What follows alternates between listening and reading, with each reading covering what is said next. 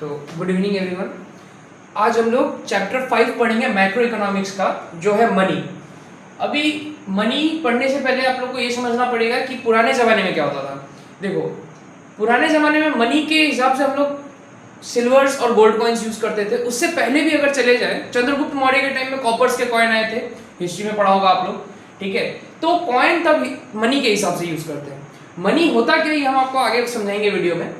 उससे पहले अगर आपको समझना है तो आप पहले बार्टर सिस्टम समझिए क्या होता है। तो जब मनी नहीं होता था, जब when there was no medium of exchange, कोई मीडियम ऑफ एक्सचेंज नहीं था, तब बार्टर सिस्टम एक था। Barter exchange refers to the exchange of goods for goods.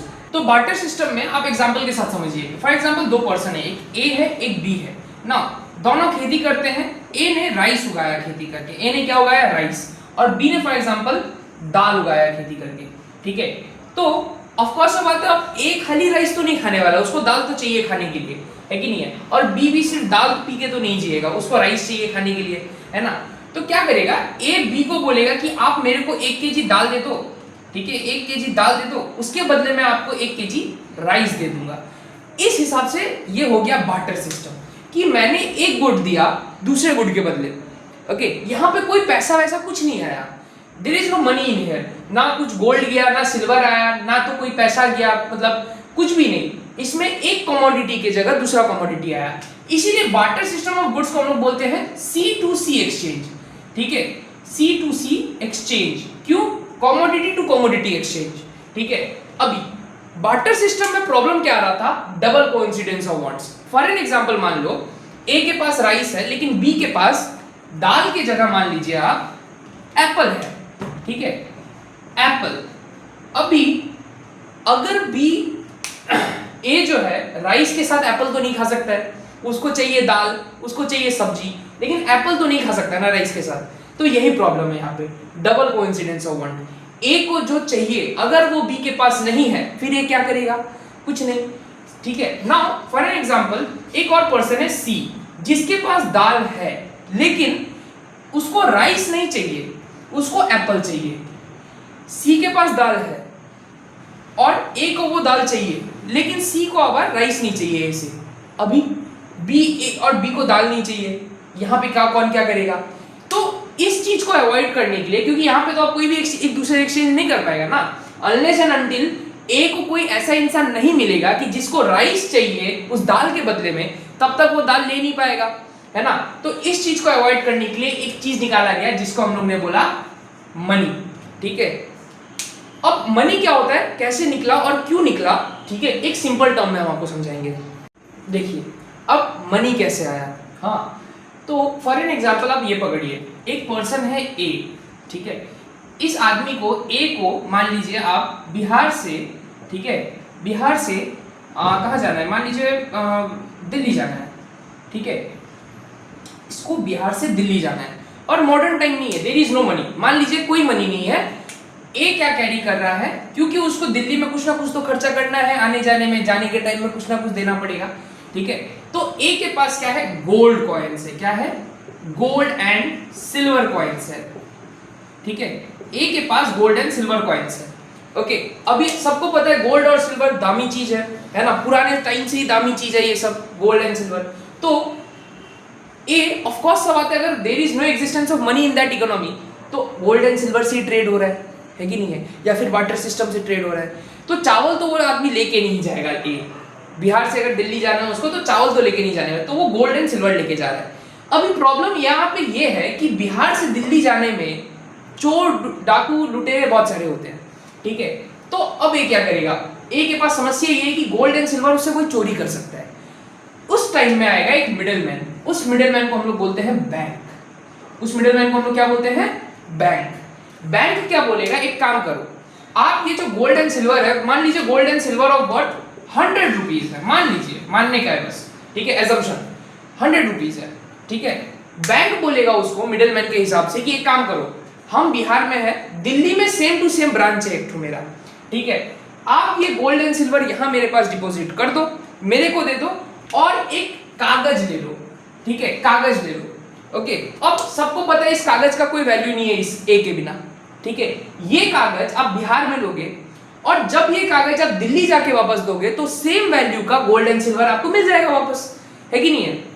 तो यहाँ पे इन्हें क्या किया, गोल्ड एंड सिल्वर 100 रुपीज का बैंक में दिया और 100 रुपए का कागज ले लिया, ठीक है। अब वो कागज ले जाके वो दिल्ली में जब गया तो वापस वो गोल्ड एंड सिल्वर पा गया अपना और 100 रुपीज उसका हो गया। अब वो दिल्ली में जाके आराम से खुशी खुशी खर्चा करेगा। तो यहाँ पे ये जो कागज आया ना, ये जो कागज है यही है मनी, ठीक है। तो मनी का डेफिनेशन बड़ा सिंपल है, ठीक है। Money is a medium of exchange, कुछ भी हो सकता है वो। अगर आज के डेट में सरकार बोलेगा कि एक आलू आज से मनी है, ठीक है, पोटैटो, तो वो भी आज के डेट में मनी बन सकता है। अगर बोलेगा कि ये पेन मनी है आज से तो ये पेन भी मनी बन सकता है। वही है मीडियम ऑफ एक्सचेंज, जिसको सरकार ने बोला है कि ये आज से सब लोग मीडियम ऑफ एक्सचेंज मानेगा।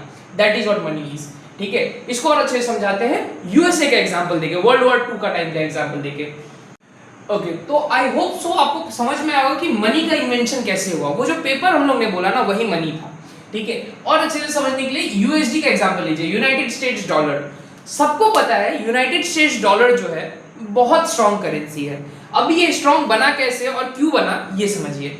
वर्ल्ड वॉर 2 का टाइम में याद कीजिए, यूनाइटेड स्टेट्स एक्टिवली पार्टिसिपेट नहीं किया था वॉर में, वर्ल्ड वॉर 2 में, ठीक है। उसको वो जापान ने लास्ट में पर्ल हार्बर पे जब अटैक किया था उसके बाद उस पे बस एक एटॉमिक बम मारा था जापान पे, बस उतना ही था उसका।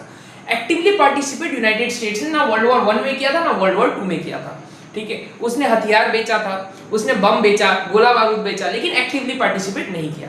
तो वर्ल्ड वॉर 2 का टाइम में यूनाइटेड स्टेट डॉलर जब जर्मनी, ब्रिटेन, ठीक है, पोलैंड, ये सब एक साथ लड़ रहे थे, रशिया, ओके, तो यूनाइटेड स्टेट्स आया, ठीक है, अमेरिका आया, मतलब यूनाइटेड स्टेट्स मतलब अमेरिका आया। अब सबको बोला कि देख भाई, आप लोग का कंट्री में जंग छिड़ा हुआ है, आप लोग का कंट्री कभी भी इन्वेड हो सकता है, मतलब कोई भी दुश्मन अंदर आ सकता है।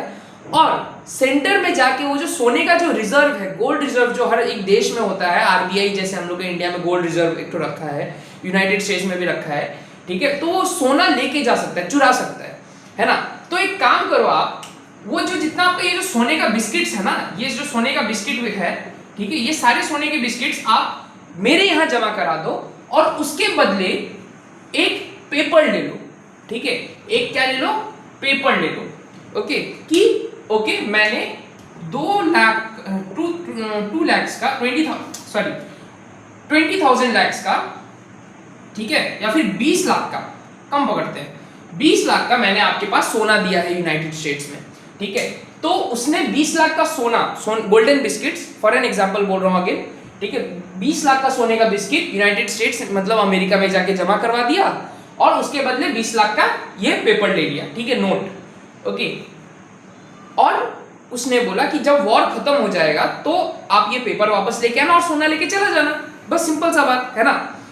जब वॉर खत्म हुआ और जब ये लोग पेपर लेके आया हिलाते हुए कि देख भाई मेरे पास पेपर है, तो मेरे को दे, मेरे को 20 लाख वाला ये गोल्डन बिस्किट वापस। यूनाइटेड स्टेट्स अमेरिका बोला नहीं देगा, ठीक है। क्यों नहीं देगा, बोला रख लिया हम, ठीक है, तुम्हारे वॉर में जो लॉस हुआ है, मैंने जो चीज बेचा इसकी वजह से मैंने रख लिया, ठीक है। ये पेपर को ही मानो आप सब कुछ, ये पेपर जो दिया था उसने यही था डॉलर। ये जो पेपर उसने दिया ना यही है डॉलर, ठीक है। उसने यूनाइटेड स्टेट्स डॉलर दिया था सबको, ओके, अमेरिकन डॉलर दिया था सबको, ब्रिटेन को, पोलैंड को, पूरी दुनिया में बांटा था उसने डॉलर को। जितना का गोल्डन बिस्किट उसके पास है ना आज के डेट में, ये इसी वजह से, ठीक है, पूरी दुनिया में उसने डॉलर बांटा था, इसीलिए डॉलर इतना स्ट्रॉन्ग करेंसी है, ठीक है। तो again this dollar, this paper is what, money, यही है मनी भाई, समझा। तो आई होप सो आपको मनी क्या होता है ये क्लियर समझ में आया होगा, ठीक है। अब हम लोग आगे पढ़ेंगे बार्टर सिस्टम के बारे में और कुछ, ओके। देखो अब हम लोग बार्टर सिस्टम के बारे में थोड़ा लिमिटेशंस पढ़ेंगे, limitations of barter system of exchange, okay. तो दो करके समझते हैं, टोटल 4 है, ओके, दो करके समझते हैं। पहला है lack of double coincidence of bonds. पहले भी समझाया मैंने कि अगर ए के पास राइस है और बी के पास दाल है, ठीक है, सॉरी बी के पास एप्पल है, तो और ए को एप्पल नहीं चाहिए, बी को राइस नहीं चाहिए, तो फिर क्या होगा, है ना। फॉर एग्जांपल ए के पास क्या है, राइस, और बी के पास क्या है, एप्पल, ठीक है। बी को राइस चाहिए, बी वांट्स राइस, किंतु ए डजंट वांट एप्पल, फिर बी क्या देगा ए को, यहां पे ये कंडीशन हुआ, ठीक है, lack of double coincidence of one, there was no double coincidence, ठीक है। इसलिए यहाँ पे कोइंसिडेंस बोला है, कोइंसिडेंस मतलब अचानक, ठीक है, हो गया, बस नहीं पता था कि होगा बट हो गया, ठीक है, कोइंसिडेंस। ओके, तो ये चीज आपको समझ में आया होगा आई होप। सेकंड नंबर में आता है lack of common measure of value, ठीक है, क्या आता है सेकंड में? Lack of common measure of value. देखिए इस चीज को समझिए ठीक से। फॉर एन एग्जांपल के साथ अगेन, ए के पास राइस है, ठीक है, मान लीजिए राइस आज के डेट में 30 रुपीज के जी है, 30 रुपीज पर के जी, ठीक है, राइस।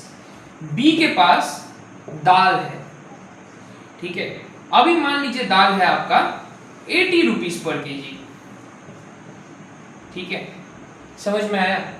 अभी ए को दाल चाहिए, ठीक है, बी से, और बी को राइस चाहिए ए से। ए ने बी को बोला कि एक काम करो, आप मेरे को 1 केजी दाल दो, उसके बदले हम आपको 1 केजी राइस देगा। होगा? बिल्कुल भी नहीं होगा। क्यों नहीं होगा?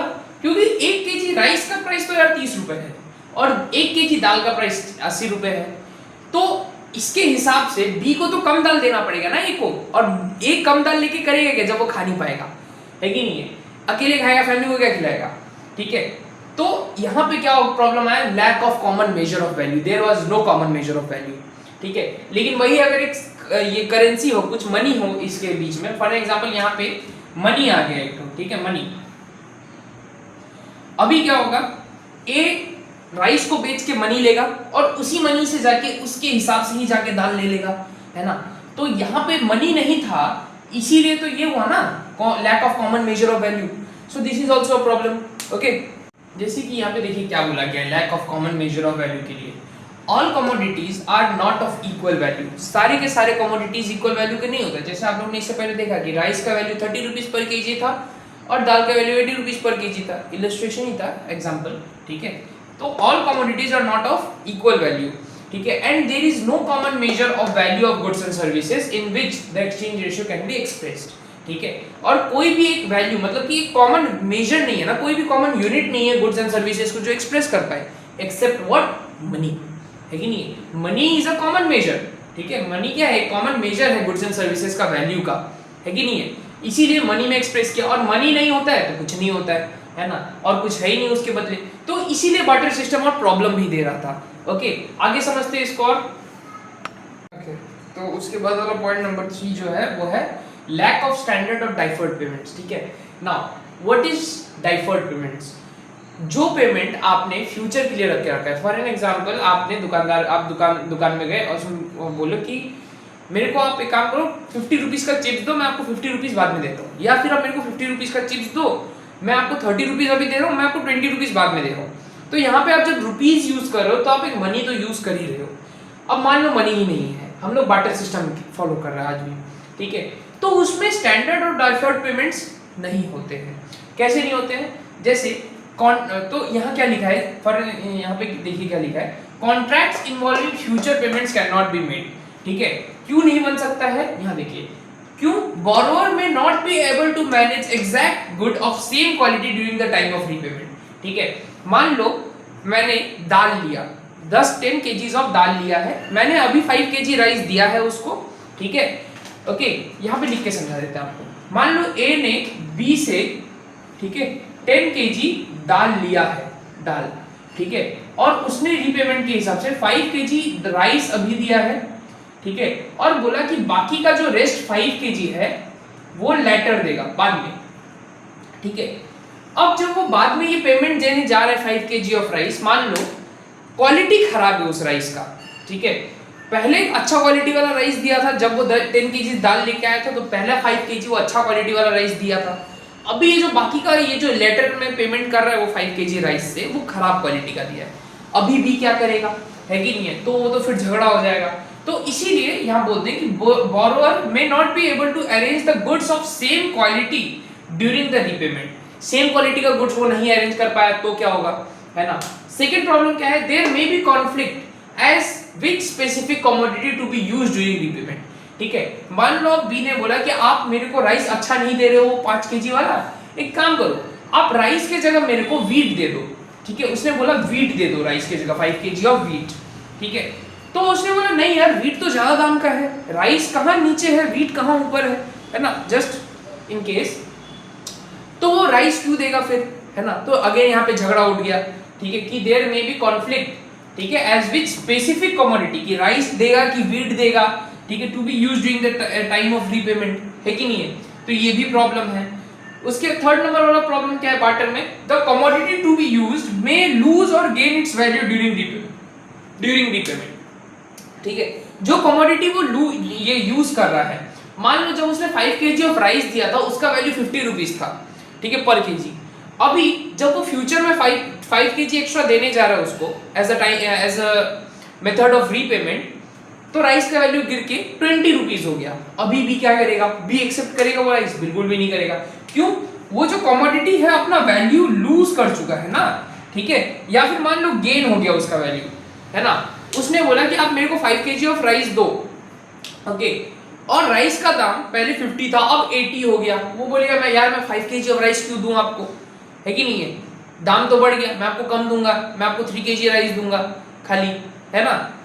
तो फिर भी क्या करेगा, तब भी झगड़ा उठ जाएगा। तो इस सब चीज को अवॉइड करने के लिए ही बार्टर सिस्टम अगेन हटाया गया, ठीक है। ये बार्टर सिस्टम का लिमिटेशन है कि lack of standard of deferred payments. Future में पेमेंट नहीं कर सकता हम लोग बार्टर सिस्टम में, कर सकते हैं अगर ठीक हो तो, लेकिन वही फिर ये बड़ा 3 चीज का ध्यान रखना पड़ेगा हम लोगों को, है कि नहीं है। समझ में आया? ओके, तो अभी देखो जो फोर्थ ये लिमिटेशन है आपका बार्टर सिस्टम का, वो क्या है, lack of store of value, ठीक है। It is difficult for people to store wealth under barter system. Why?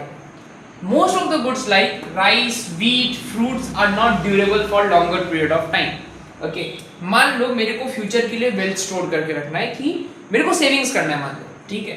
अब मनी नहीं है, बार्टर सिस्टम में है, ठीक है। There is no concept of money, पैसा है नहीं कुछ, देयर इज इकोनॉमी जहाँ पैसा नहीं है, ठीक है। तो बार्टर सिस्टम में मैं क्या स्टोर करूंगा, व्हीट, राइस, फ्रूट्स। यार स्टोर करने में तो ज्यादा खराब होगा, है ना। ऑफ कोर्स बात है, चावल को ज्यादा स्टोर करूंगा अगर, है ना, शायद खराब हो जाए, है ना। मान लो अब कि मैंने स्टोर कर भी लिया, तो उसके लिए क्या लग रहा है मेरे को, टाइम और एफर्ट्स लग रहा है ना। And for a people like me time is money, है कि नहीं है। For a people like me time is everything, right. तो वही है कि स्टोरेज, ये जो वेल्थ का स्टोरेज है ना, बार्टर सिस्टम में नहीं हो सकता है। पैसे का क्या है, फॉर एग्जाम्पल अब पैसा है अगर इकोनॉमी में, ठीक है, सबके पास इकोनॉमी में पैसा है, ओके। तो पैसा अगर मेरे को सेव करना है तो मैं बंडल का बंडल लगा के रख रहा हूँ अपने घर में, है ना, ब्लैक मनी। क्या फर्क पड़ता है ये, अगर कोई नेता को बोलेगा कि फॉर एग्जांपल मनी नहीं है, तो नेता लोग लूटेगा कैसे, है कि नहीं है। व्हीट, राइस, फ्रूट को स्टोर करके लूटेगा वो लोग? ऑफ कोर्स अब नहीं लूटेगा, पैसा है इकोनॉमी में, तभी वो लोग पैसा कलेक्ट करके रख रहा है कि नहीं है। तो वही है कि बार्टर सिस्टम में क्या होता है, lack of store of value है। स्टोर नहीं कर सकता हम लोग बार्टर सिस्टम में, सेविंग्स नहीं कर सकता है कि नहीं, वेल्थ को स्टोर करके नहीं रख सकता है। तो ये भी इसमें प्रॉब्लम है। ओके, तो अब हम लोग आते हैं फंक्शंस ऑफ मनी पे, ठीक है। देखो फंक्शंस ऑफ मनी कैसे याद करना है आपको बता देते हैं। जो बार्टर सिस्टम में आपका लिमिटेशंस था वही फंक्शंस ऑफ मनी है। वहां पे लैक ऑफ लगाया हुआ था, यहाँ पे लैक ऑफ मत लगाना, जैसे, ठीक है। पहला फंक्शन देखो, फंक्शंस ऑफ मनी 2 में डिवाइडेड है। पहला है primary function of money and दूसरा है secondary function of money, okay. Primary function again 2 होता है, 2 प्राइमरी फंक्शन है। क्या है, मीडियम ऑफ एक्सचेंज, मतलब money can be used as any medium of exchange, कुछ भी एक्सचेंज करने में आपका मनी यूज करेगा, है कि नहीं है। अगर आपको ड्रग्स भी खरीदना है तो पैसा देना पड़ेगा, ओके। अगर आपको पानी भी खरीदना है तो पैसा देना पड़ेगा, ओके। फिर आता है सेकंड, मेजर ऑफ वैल्यू, ठीक है। मनी एक वैल्यू होता है उसमें, जैसे 100, 200, 300 तो कोई नोट नहीं होता इंडिया में, 500, 2000 का नोट, उससे पहले 1000 का था, है कि नहीं है, ठीक है। 10 रुपए वाला नोट, 50 रुपीज वाला नोट, तो एक मेजर ऑफ वैल्यू है कि ओके, एक पतला सा पेपर है, ठीक है, हरा कलर का पत्ता है जिसके ऊपर 500 लिखा हुआ है और वो 500 रुपया है उसका वैल्यू, ओके। 500 है उसका वैल्यू, ओके। तो ये 2 था प्राइमरी फंक्शन। सेकेंडरी फंक्शन क्या होता है, स्टैंडर्ड ऑफ डाइफर्ड पेमेंट। जैसे मैंने आपको वो चिप्स का एग्जांपल दिया था कि मैं 50 रुपीज का चिप्स खरीद रहा हूँ, मैंने 30 रुपीज अभी दिया, मैंने बोला 20 रुपीज मैं बाद में दूंगा, है कि नहीं है। तो मेजर ऑफ वैल्यू था, तभी तो स्टैंडर्ड ऑफ डाइफर्ड पेमेंट्स भी था, है कि नहीं है, कि मैं 20 रुपीज आपको बाद में दूंगा। अब वो 20 रुपए का वैल्यू ना घटेगा ना तो बढ़ेगा, 20 रुपए तो 20 रुपए ही रहेगा ना, है कि नहीं। 20 rupees will be 20 rupees, it will neither depreciate ना अप्रिशिएट, है ना। लास्ट में आता है, ठीक है, सेकेंडरी फंक्शन का दूसरा फंक्शन है स्टोर ऑफ वैल्यू, है कि नहीं है। मैं जितना चाहे पैसा स्टोर करके रख सकता हूँ, ऑल्दो मेरे पास स्टोर होता नहीं है पैसा, वो अलग बात है, बट कुछ नेता लोग जो लोग कमाते ज्यादा है वो लोग स्टोर भी करके रखते हैं ज्यादा, है कि नहीं है ना। तो अलमारी से पैसा निकल रहा है नेता लोग का, ठीक है, 500 करोड़ 600 करोड़, ठीक है। तो 500 करोड़ जो स्टोर करके रखा है मनी का, यही है ना फंक्शन, स्टोर ऑफ वैल्यू, यही तो फंक्शन है मनी का, है कि नहीं, सेकेंडरी फंक्शन। ओके, तो these four are the functions of money. इसको मैं अभी आपको पढ़ के समझाता हूँ अच्छे से, क्योंकि लिखना इतना पॉसिबल है नहीं। आपका ये जो इकोनॉमिक्स बुक है, ठीक है, ये संदीप गर्ग का इकोनॉमिक्स बुक पेज नंबर 5.3 में primary function secondary function of the money दिया है, पढ़ के समझिए। Primary functions include the most important function of money which it must perform in every country। हर एक कंट्री में प्राइमरी फंक्शन उसको परफॉर्म करना है। ओके, जैसे पहला जो है वो है मीडियम ऑफ एक्सचेंज, ये वाला। Money as a medium of exchange means that it can be used to make payment for all transaction of goods and services, ठीक है। गुड्स एंड सर्विसेज के जितने भी ट्रांजैक्शंस है सबको मनी मीडियम ऑफ एक्सचेंज के हिसाब से ट्रांजैक्शन कर सकता है कि नहीं, सबसे एक्सचेंज कर सकता है हम लोग। फॉर एग्जांपल, मैंने कोई गुड्स बेचा, उसके बदले भी मेरे को पैसा मिल रहा है, ठीक है, और मैंने कुछ गुड्स खरीदा, उसके बदले मेरे को पैसा देना पड़ रहा है, तो यहाँ पे पैसा तो हर जगह आया, मनी, है ना। It is the most essential function of money. Money has the quality of general acceptability. Now what is general acceptability? एक ऐसा चीज जो पूरे दुनिया में एक्सेप्टेड है, इसी को बोलते हैं जनरल एक्सेप्टेबिलिटी। जैसे अगर मैं बोलूं कि ये जो डस्टर है, everybody is accepting this duster, ठीक है, तो वो जनरल एक्सेप्टेबिलिटी है, but everybody won't accept this duster. For an example, ये मेरे लिए डस्टर है, मेरे लिए काम का चीज है, मैं इसको यहाँ पे रब करने में यूज करता हूँ, है ना। एक साल के बच्चे के लिए वो क्या काम का चीज है? कोई काम का चीज नहीं है, ठीक है। एक 60 एज का बुढ़े के लिए डस्टर किस काम का चीज है? फेंक के मारने के लिए नाती लोग को? बिल्कुल भी नहीं, है ना। तो वही है, ये डस्टर उसके लिए कोई काम का चीज नहीं है, लेकिन मनी उस 1 साल के बच्चे के लिए भी काम का चीज है, ठीक है, उसका डायपर खरीद के लाने के लिए मेरे लिए भी काम का चीज है, और उस बुड्ढे के लिए भी काम का चीज है कि नहीं है। तो that is the thing, general acceptability, जो सब लोग एक्सेप्ट कर रहा है वही है मनी, ठीक है। तो प्राइमरी फंक्शन ऑफ मनी क्या है? It is generally acceptable. Okay, this function has removed the major difficulty of lack of double coincidence of wants and inconvenience associated with the barter system, ठीक है। तो ये जो मीडियम ऑफ एक्सचेंज था, है ना, बार्टर सिस्टम में क्या था? इनकन्वीनियंस था, है ना। मेरे को जो फॉर एग्जांपल राइस के बदले अगर दाल चाहिए और सामने वाले के पास एप्पल है ना, और मेरे को एप्पल नहीं चाहिए, तो मैं क्या करूंगा? लेकिन अगर मेरे पास पैसा होगा, है ना, तो मैं दाल कहीं और से भी खरीद के लेके आ सकता हूँ, है कि नहीं है। मैं उसको राइस देके, मैं पैसा लेके दाल कहीं और से खरीद के लेके आ रहा हूँ। तो डबल कोइंसिडेंस ऑफ वांट का चैप्टर तो क्लोज हो गया मनी आने के बाद, है ना। सेकेंड है, use of money allow purchase and sale to be conducted independently of one another. मेरे को अगर सी से कुछ खरीदना है तो मेरे को बी का एप्पल के लिए कोई जरूरत नहीं है ना। मैं अगर बोलूं कि मेरे को सी से दाल खरीद के लेके आना और बी के पास एप्पल है ना, तो मेरे को बी को इन्वॉल्व करना पड़ रहा है इसमें, ओके, क्योंकि बी को राइस चाहिए, मेरे को दाल चाहिए, और मेरे को सी को एप्पल चाहिए, है कि नहीं है। तो यहाँ पे बी इन्वॉल्व हो रहा है। लेकिन अगर मेरे पास मनी है अब, ठीक है, और मेरे पास सी है वहां सामने खड़ा, तो मैं उसको पैसा दूंगा और दाल खरीद के लेके आ जाऊंगा। बी इन्वॉल्व हुआ है नहीं, मैंने इंडिपेंडेंटली किया सब, है कि नहीं है। तो ये मनी का प्राइमरी फंक्शन है। और क्या है? Money has no power to satisfy human want, but it commands power to purchase those things which have utility to satisfy human wants. बड़ा अच्छा चीज है ये। पैसे में कोई पावर नहीं होता है ह्यूमन वांट को सेटिस्फाई करने का, है ना। बोलते ना, पैसा खुशियां नहीं खरीद सकती हैं, लेकिन पैसा वो चीज जरूर खरीद सकता है जिससे तुमको खुशियां मिलेंगी। फॉर एन एग्जांपल, पैसा अगर मेरे पास 500 का हरा पत्ता पड़ा हुआ है, तो वो मेरे को कुछ नहीं दे सकता, वो खुशी नहीं है मेरे लिए, ठीक है। मैं थोड़ी 500 का पत्ता खाऊंगा, है ना, मैं क्या लेके आऊंगा? उसे बिरयानी खरीद के लेके आऊंगा, वो खाऊंगा, वो चीज मेरे को खुशी देगा, है ना। वही लिखा है इस लाइन में कि money has no power to satisfy human want. पैसे में कोई पावर नहीं होता ह्यूमन वांट को सेटिस्फाई करने के लिए, लेकिन पैसे में इतना पावर जरूर होता है कि वो ह्यूमन वांट को जो सेटिस्फाई करता है, जो चीज, उसको खरीद के लेके आ सकता है कि नहीं, उसको लेके आ सकता है। इसीलिए पैसा इंपॉर्टेंट है। तो एक मीडियम ऑफ एक्सचेंज का ये फंक्शन था। सेकंड में चलते हैं मेजर ऑफ वैल्यू, ठीक है। Money as a measure of value means that money works as common denomination for which value of all goods and services are expressed. मैंने क्या समझाया था? मेजर ऑफ वैल्यू में एक कॉमन डिनोमिनेशन होता है। फॉर एन एग्जांपल, ये book का दाम है 500 रुपया, ठीक है, तो ये 500 रुपीज अगर मैं दूंगा, अगर मैं उसको 500 रुपीज का वैल्यू दूंगा, मनी दूंगा, ये बुक आ जाएगा मेरे पास, सीधा सिंपल सा लैंग्वेज, ठीक है। तो यही चीज लिखा है, by reducing the value of all goods and services to a single unit that is price, it becomes very easy to find out exchange ratio between them and comparing their prices, ठीक है। मैंने इस book का चीज को, इस चीज को एक पर्टिकुलर चीज में मैंने सेग्रीगेट कर दिया, बुक हो, ठीक है, वॉच हो, मोबाइल हो, सब कुछ हो, किसमें सेग्रीगेट किया? प्राइस में। अब मैं कंपेयर कर सकता हूँ कि किताब ज्यादा महंगा है कि कॉपी ज्यादा महंगा है, पेन ज्यादा महंगा है कि पेंसिल ज्यादा महंगा है कि नहीं है? पेंसिल का दाम 10 रुपया है, पेन का दाम 50 रुपया मान लो, है ना? तो मैं कंपेयर कर पा रहा हूँ ना कौन सा ज्यादा महंगा है, तो वही बोला है यहाँ पे मेजर ऑफ वैल्यू, ठीक है। Money helps in calculating relative prices of goods and services, due to this reason it is regarded as unit of account, ठीक है। मनी क्या होता है ना, relative value of goods and service, देखिए relative prices of goods and services calculate करता है। देखिए चाय महंगा है कि कॉफी महंगा है ना? इसके हिसाब से अगर मैं पीऊं कि अगर जो चीज सस्ता होगा मैं वो चीज पीऊंगा, जो चीज महंगा होगा वो चीज मैं पीऊंगा, तो इसमें भी मनी काम में आता है कि नहीं? तो यही है मेजर ऑफ वैल्यू, ओके। आते हैं अब सेकेंडरी फंक्शन पे। Secondary function these refer to those functions of which money are supplementary to the primary function. वो फंक्शन जो कि सप्लीमेंट्री मतलब प्राइमरी फंक्शन के बाद आता है या फिर प्राइमरी फंक्शन के लग के ही आता है, उसको सेकेंडरी फंक्शन बोलते हैं।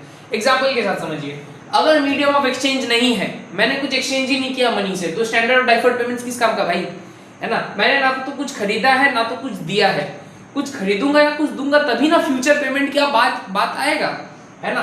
मैंने ना तो कुछ खरीदा है ना तो कुछ दिया है, तो standard of payment deferred payment का क्या बात आया? कोई बात नहीं आया, है कि नहीं है? अगर मेजर ऑफ वैल्यू ही नहीं होगा तो स्टोर ऑफ वैल्यू कहां से होगा भाई, है ना? अगर मेजर ऑफ वैल्यू है कि नहीं, मेरे पास 500 का एक नोट है जिसका वैल्यू है ना, और मैं उसको स्टोर करके रखा हूं, तभी ना स्टोर ऑफ वैल्यू होगा।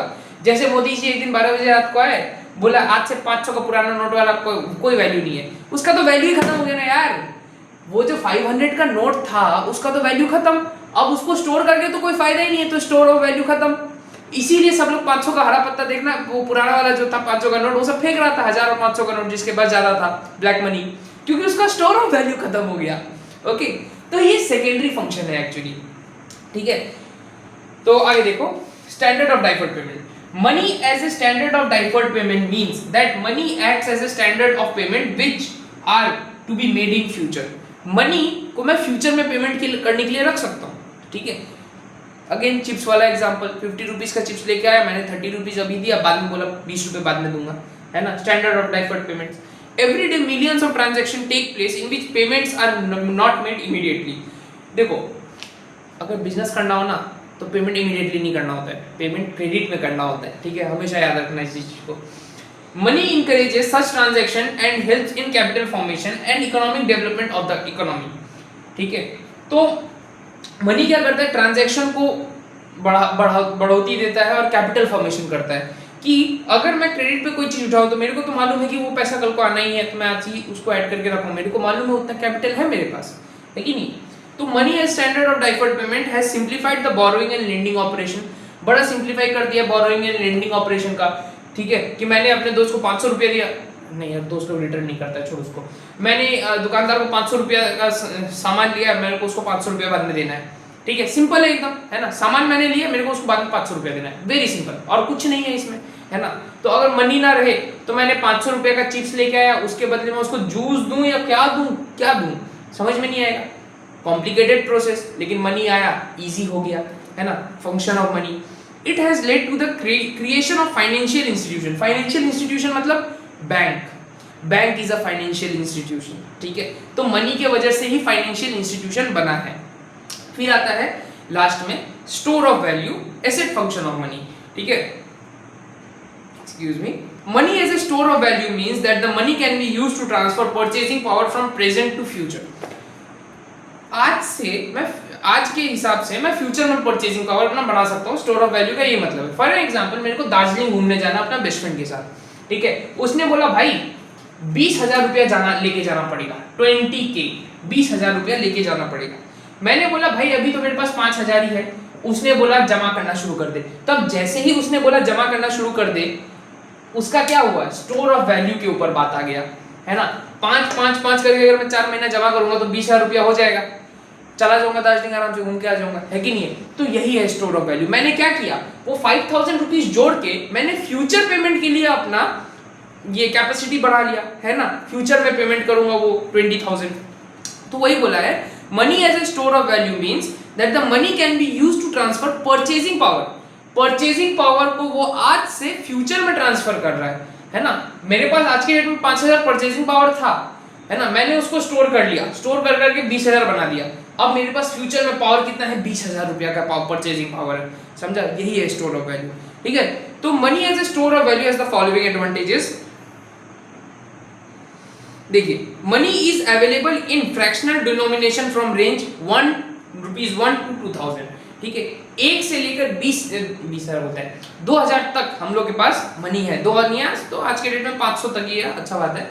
ठीक है, money is easily portable, so it is easy and economical to store money as its storage does not require much space. ठीक है, सबको पता है 500 का पत्ता इतना पतला सा होता है ना, बड़ा पतला सा पत्ता होता है तो 500 का अगर मैं ऐसे करके 100 बंडल में इकट्ठा कर लूँ, एक बंडल में अगर 100 नोट्स हो 500 का, ओके, और इस तरह से 500 बंडल्स हो, मेरे पास तो फिर भी बहुत पैसा है, और जगह कितना लगेगा, इतना सा, है ना। इसीलिए तो मनी का स्टोर ऑफ वैल्यू है। अब मान लो उसी वैल्यू का मैं चावल स्टोर करके रखा हूँ, कमरा भर के मेरे को एक बुक करना पड़ेगा चावल स्टोर करने के लिए, है ना। तो इसीलिए मनी को इन्वेंट किया गया कि उसका स्टोरेज करना बहुत ईजी है ना। बार्टर सिस्टम में स्टोरेज करना ईजी नहीं था, ओके। तो इजीली पोर्टेबल, कहीं भी कैरी कर सकता हूँ, इकोनॉमिकल है, ठीक है, ज़्यादा स्टोरेज का ये घपला भी नहीं होता, मतलब टेंशन माता मारी, है ना। तो money has the merit of general acceptability, again I am saying generally acceptable है money, so it can be easily exchange for goods at all times. कहीं भी ले जाओ आपको गुड्स तो मिल ही जाएगा उससे। इंडिया में अगर इंडिया का करेंसी है तो इंडिया में तो एटलीस्ट चलेगा, और फॉरेन का करेंसी है तो फॉरेन में जाके फॉरेन एक्सचेंज में जाओ, एक्सचेंज करके लेके आओ, यूएसए या रशियन रूबल जहां भी जा रहे हो आप लोग, खर्चा करो उसके बाद, है ना, फॉरेन में जाके, तो वहां भी जाके कुछ ना कुछ करेंसी आ ही जा रही, जनरली एक्सेप्टेबल है कि नहीं है।